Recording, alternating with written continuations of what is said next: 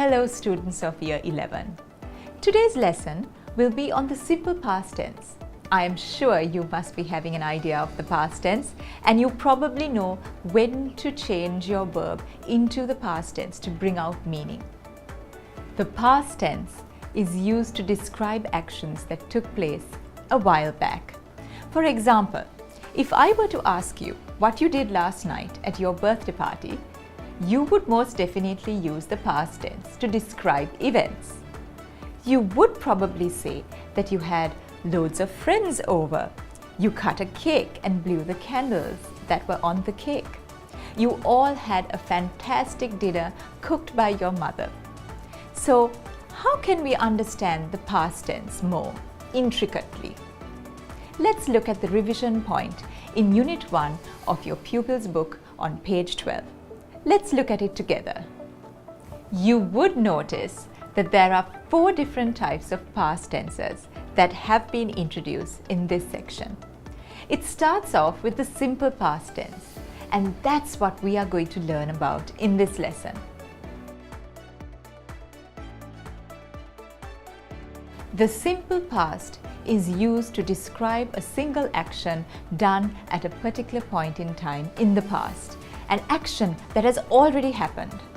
It is very different to the past continuous tense, which is used to describe past events that have taken place over a period of time. We will learn about that in our next lesson. The simple past tense emphasizes that the action is finished. For example, my son won a gold medal at the sports meet. The example given in your book is also a great example. On my last birthday, I donated some books to the local library. The verb donated clearly shows that it is an action in the past. You can also use the simple past to talk about a past state of being, such as the way someone felt about something. This is often expressed with the simple past tense of the verb to be and an adjective or a noun or a prepositional phrase. As an example, you can say, I was proud of my brother when he became a prefect of my school. Here, was is in the past and is based on the verb to be. It is followed by an adjective. The verb became is also in the simple past, followed by the noun a prefect.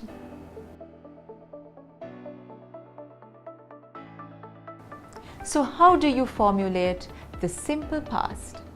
For regular verbs, you can just add ed to the root form of the verb or just d if the root form already ends in an e. For example, play becomes played. Listen becomes listened. Love becomes loved.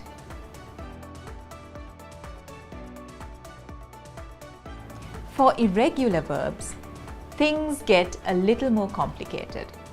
The simple past tense of some irregular verbs look exactly like the root form. Let's look at some examples. Put stays put. Cut stays cut. Set stays set. Cost stays cost. And hit stays hit.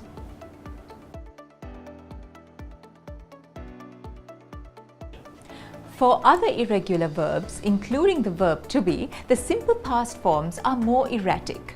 See becomes saw. Build becomes built. Go becomes went. Do becomes did. Rise becomes rose. And am is are becomes was were. The good news is that verbs in the simple past tense, except for the verb to be, don't need to agree with their subjects.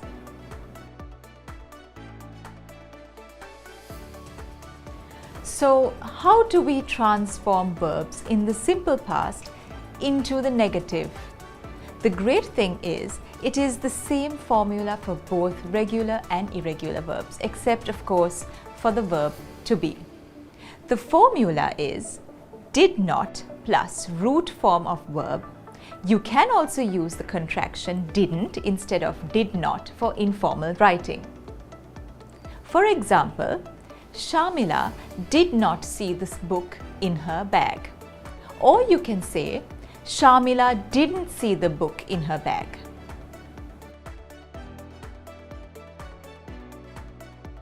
For the verb to be, you don't need to use the auxiliary verb did. When the subject of the sentence is singular, use was not or wasn't. When the subject is plural, use were not or weren't.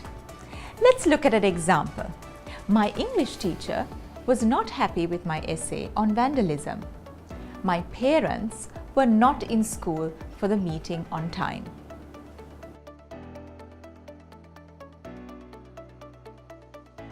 Using the simple past tense, how do we ask questions? The formula for asking a question in the simple past tense is did plus subject plus root form of verb. It's that simple. Let's look at an example to get an idea.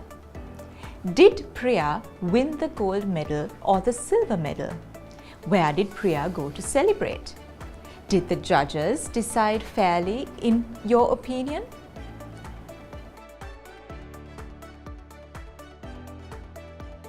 When asking a question with the verb to be, you don't need the auxiliary verb did.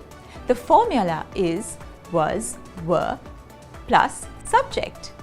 An example for this would be, was Pradeep in a good mood after the contest? Were people taking lots of pictures? The subject in both sentences are highlighted in yellow.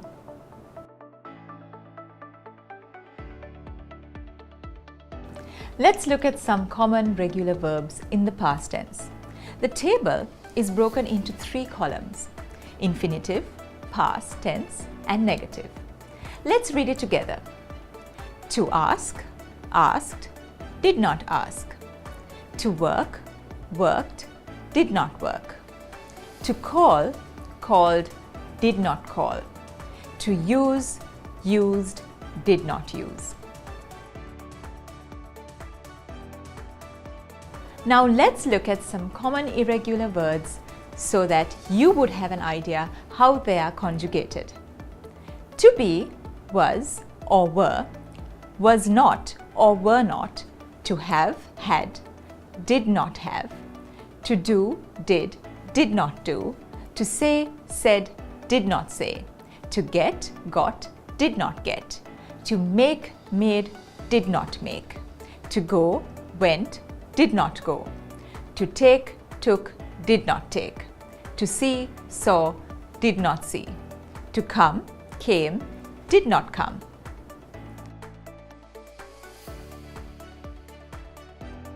Now let's look at your workbook. Unit 1, Activity 6. Let's read the folktale about the man who never lied. This folktale is written using the simple past tense. As we read it, you will notice that all the verbs that are in the simple past will appear in bold.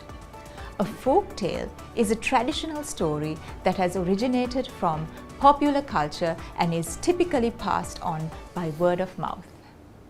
Once upon a time, there lived a wise man by the name of Mahmud. He never lied. All the people in the land, even the ones who lived 20 days away, knew about him. The king heard about Mahmud and ordered his soldiers to bring him into the palace. He looked at the wise man and asked, "Mahmud, is it true that you have never lied?" "It's true." "And you will never lie in your life?" "I'm sure about that."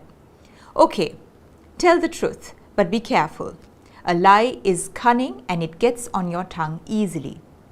Several days passed and the king called Mahmud once again. There was a big crowd.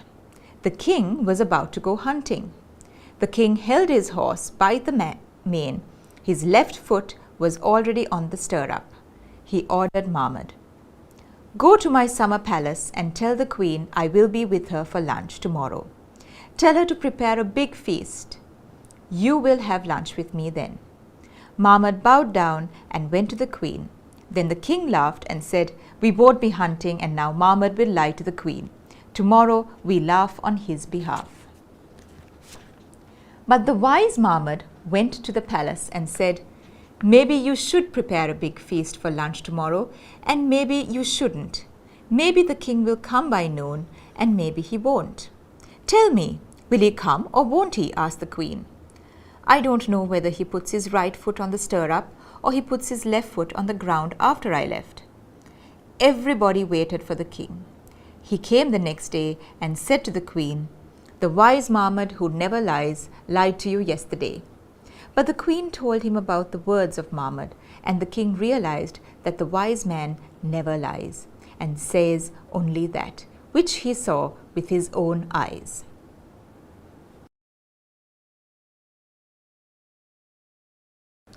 You would have noticed that there are several verbs written in the simple past to highlight the fact that all those events took place in the past. Let's now do activity 7 on page 6 in your workbook.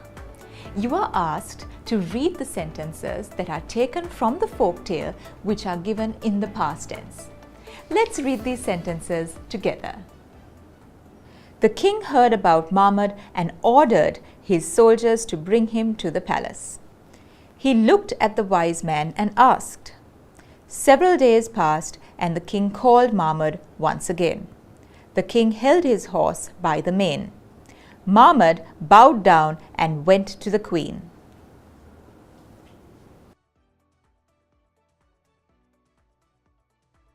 You are then asked to describe a past event held in your school. You are asked to write a paragraph including what you did that day. If you want to brush up on how to write a paragraph, you can watch one of my previous lessons on paragraph writing using the Pupil format. Let's write a paragraph on your sports meet. Remember that we must use the simple past tense when describing this event. My school sports meet took place in February this year. It was a great athletic event that took place in our school grounds. All the students of my school participated in our sports meet. We had lots of individual and group events. My parents also came to watch me perform in my sports meet. My house won the overall trophy and I was so happy. I won a bronze medal and 2 certificates. It was such a wonderful day.